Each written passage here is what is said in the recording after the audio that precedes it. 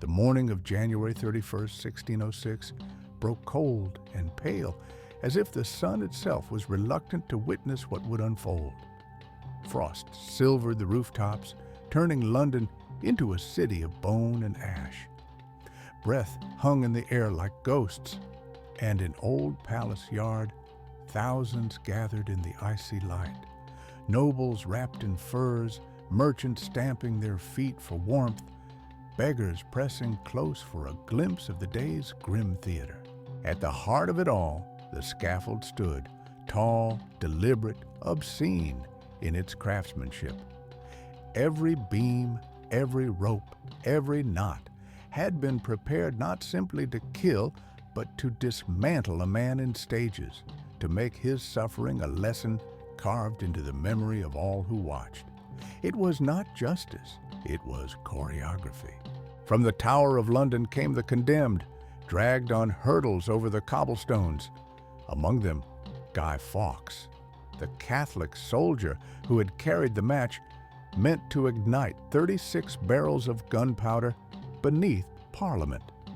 His body was wrecked from months of torture, his gait unsteady, his wrists scarred, his hands mangled, yet his eyes, hollowed by pain, still held the quiet ember of defiance. He had watched 3 of his companions go before him that morning. He had heard their screams, smelled the bitter smoke of their burning entrails, seen the executioner's knives flash red in the winter light. He knew exactly what awaited him: the rope, the choking, the deliberate cutting down while still alive, the opening of his belly while his heart still beat, the quartering that would follow. The crowd believed they would see him broken, reduced to another cautionary tale beneath the crown's boot. The king believed his suffering would be slow, public, unforgettable. But Guy Fawkes carried with him one final secret: that the ending of his story would belong to him alone. Part 1. The Spark Beneath the City. England, in the autumn of 1605, was a country strung tight like a bow, its string ready to snap. The air was heavy with suspicion. In taverns, conversations died when a stranger entered. In churches, prayers were whispered with one ear turned toward the door. The Protestant state had turned Catholic life into a daily balancing act between concealment and survival. Loyalty, measured not by words, but by silence. King James Claus had sat on the throne for only 2 years, yet his rule was already marked by laws that pressed Catholic backs against the wall. Fines for refusing to attend Protestant services bled families dry. Priests were hunted like animals. Friends could become informants overnight. For those who kept the old faith, England was no homeland. It was a prison with no walls. It was in that climate of suffocation that a handful of men began to imagine the unimaginable. They met in shadows, speaking in tones meant for no one but themselves. The plan they wove was madness and salvation in equal measure, to strike at the heart of power in a single, blinding moment. Not a skirmish, not a siege, but an obliteration. The House of Lords would be the stage. Beneath it, in its stone-bellied cellars, they would plant the fuse that could erase a king and his court from the world in the time it takes to draw breath. 36 barrels of gunpowder, a black tide hidden under floorboards and darkness, enough to turn oak beams to splinters and marble columns to shards, enough to make London hear the voice of fire. And for the man to guard this tide, to hold the match until the hour came, they chose Guy Fawkes. He was not born into nobility, nor shaped by the politics of court. He was forged in war, a soldier who had stood in the smoke of battlefields in the Low Countries, fighting for Catholic Spain against Protestant Dutch forces. He knew the language of powder, the way it burned, the way it roared, the way it could change the fate of men in an instant. Fawkes moved like a man already committed to death. He spoke little, worked silently, his presence in the group more shadow than flesh. To him, this was not just rebellion. It was a cleansing, a single, perfect act that could burn away years of humiliation and restore England to the faith he believed was its rightful soul. Through narrow alleys and moonless nights, barrels were rolled in, stacked in the darkness beneath Parliament. By the time the city awoke each morning, the work was already done, leaving no trace above.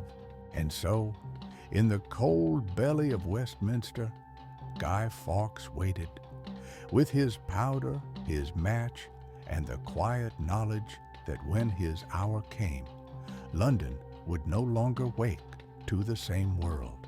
Part 2. When the world came crashing down. The night of November 4th, 1605, settled over London like a lid sealing a pot, trapping the breath inside. Clouds smothered the moon.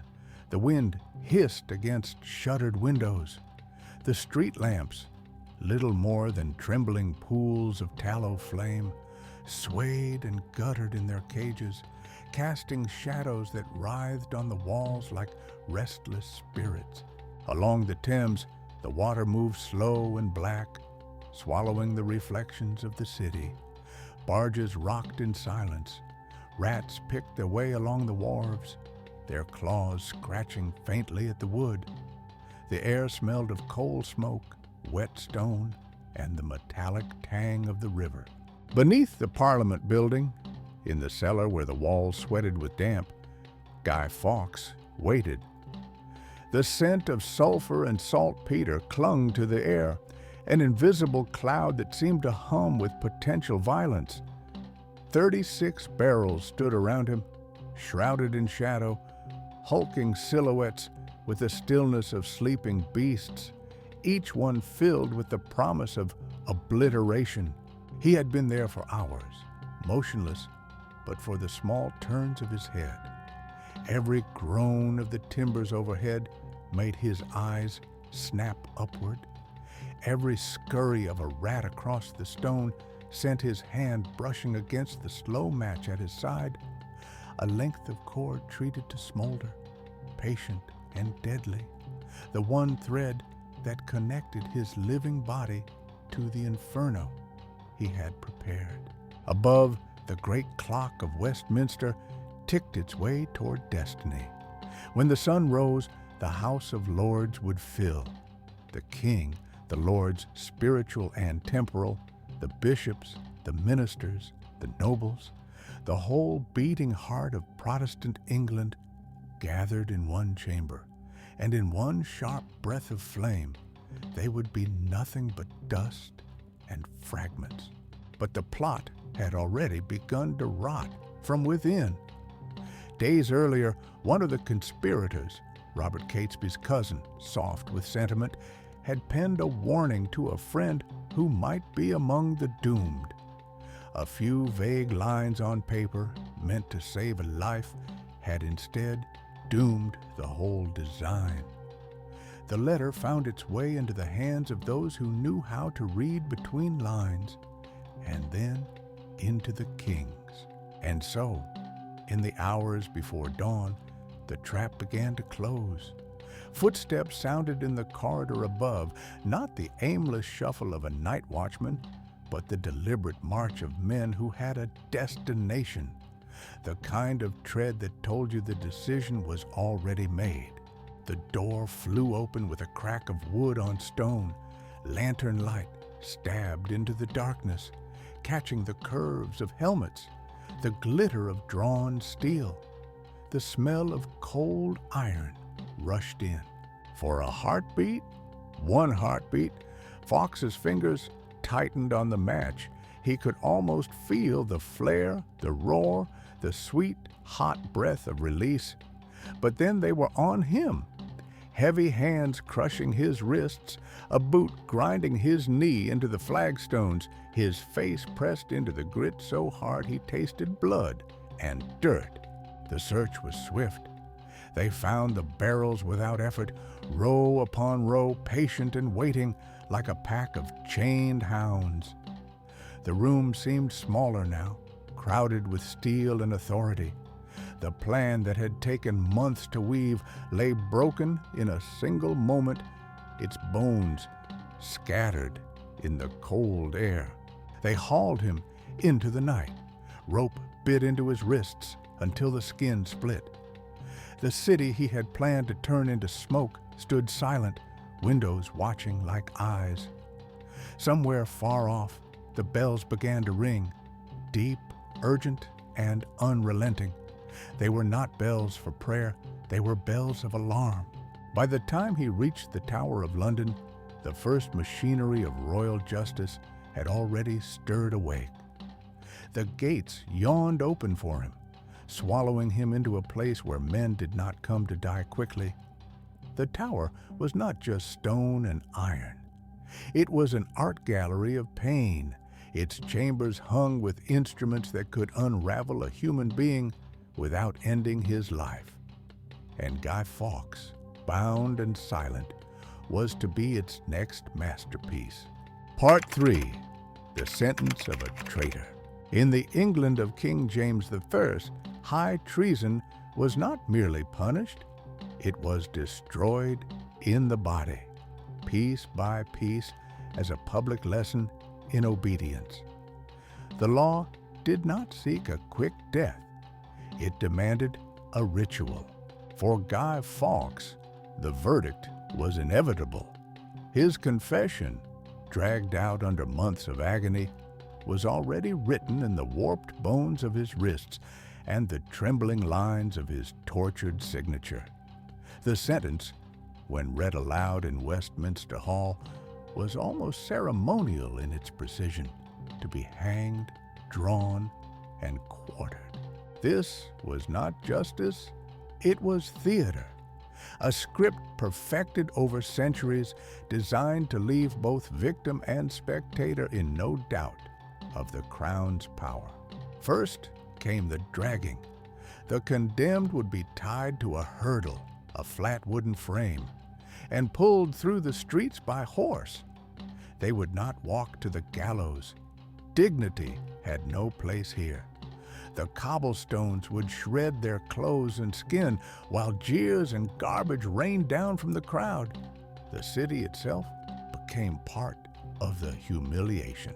Then came the hanging, but not the mercy of a full drop. No, the rope would be measured to the inch, ensuring that the neck did not break. Instead, the body would writhe and kick, lungs burning, vision dimming to the edge of darkness, until the executioner cut the victim down, alive and gasping, dragged back from the brink only to face worse. The drawing was not about dragging, it was about opening. The condemned's belly would be slit from groin to sternum, the executioner's hands reaching into the heat of the living body. The intestines, still slick and steaming, would be pulled free and tossed onto a small fire built beside the scaffold.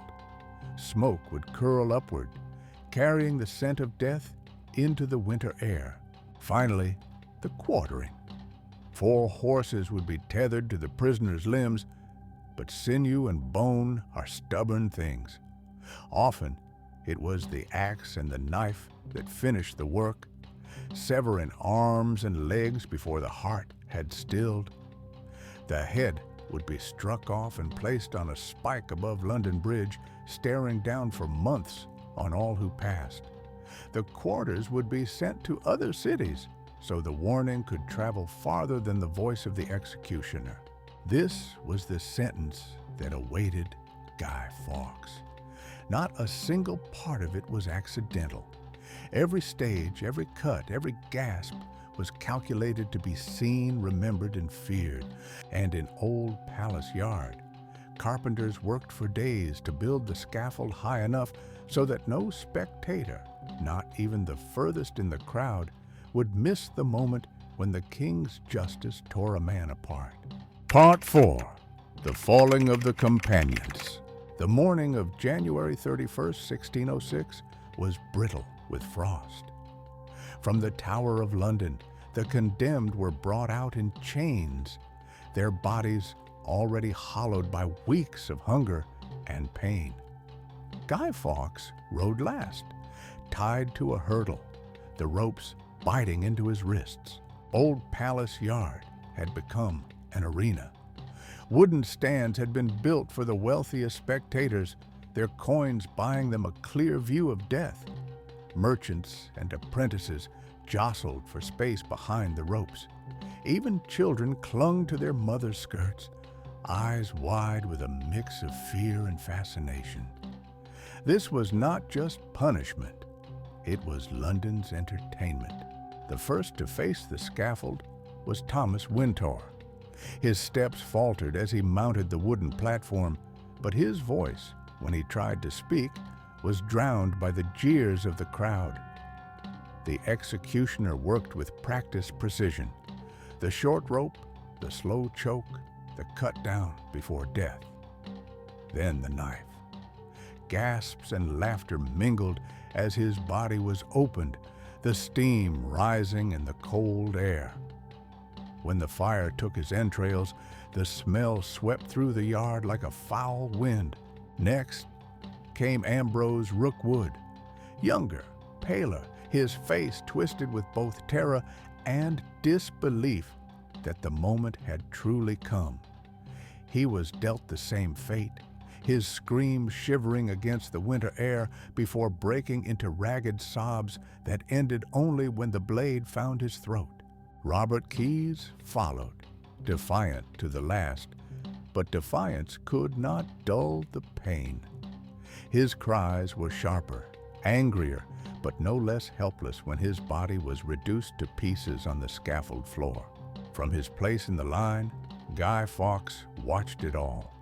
Every gasp, every convulsion, every shudder of flesh under the executioner's blade. He smelled the smoke, thick and greasy, clinging to his hair and clothes. He saw the audience, leaning forward, eyes bright, as if feeding on the suffering laid before them. The winter wind cut at his face, but it was not the cold that made him tremble. It was the knowledge that he was next, that in moments he would feel the rope bite his neck, the knife bite his belly, the fire lick at what was left of him. He had no illusions about mercy. King James III wanted a lesson written in agony, and Fawkes was to be its final lingering paragraph. As the last of his companions' limbs were carried away, the crowd's attention shifted toward him. All eyes on the soldier with the match, the man who had nearly turned London into smoke.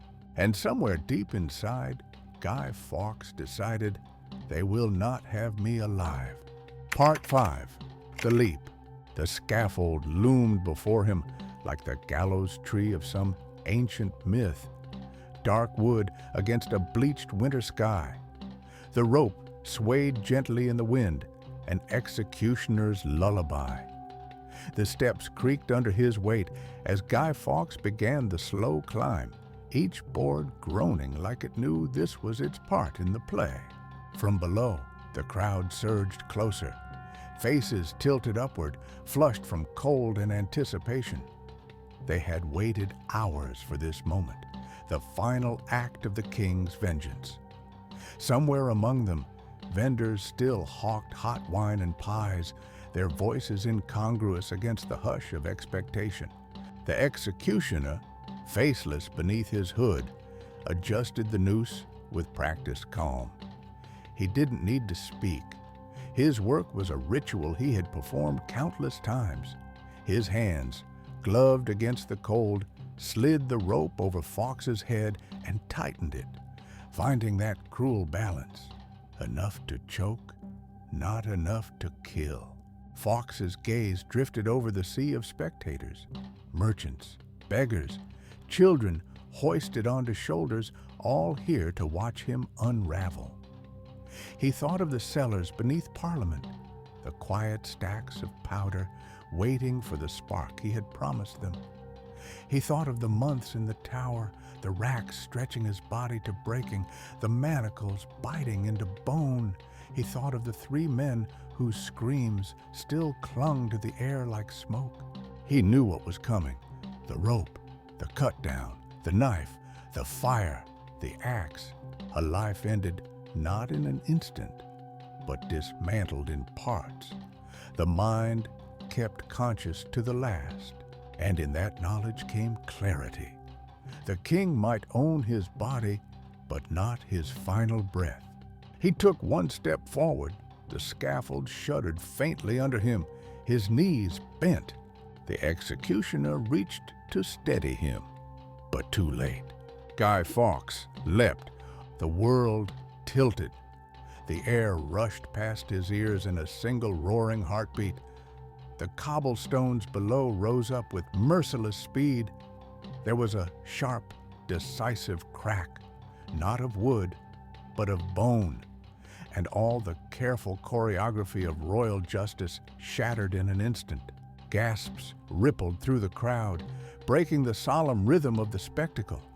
The executioner froze, his ritual undone. The man meant to be unmade over hours lay still, neck twisted, eyes already glazing. The king's vengeance had been robbed of its theater.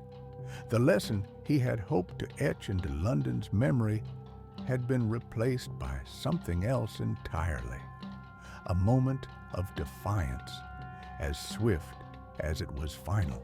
And though the executioner would still go through the motions, gutting, quartering, burning what was left, the heart of the punishment was gone.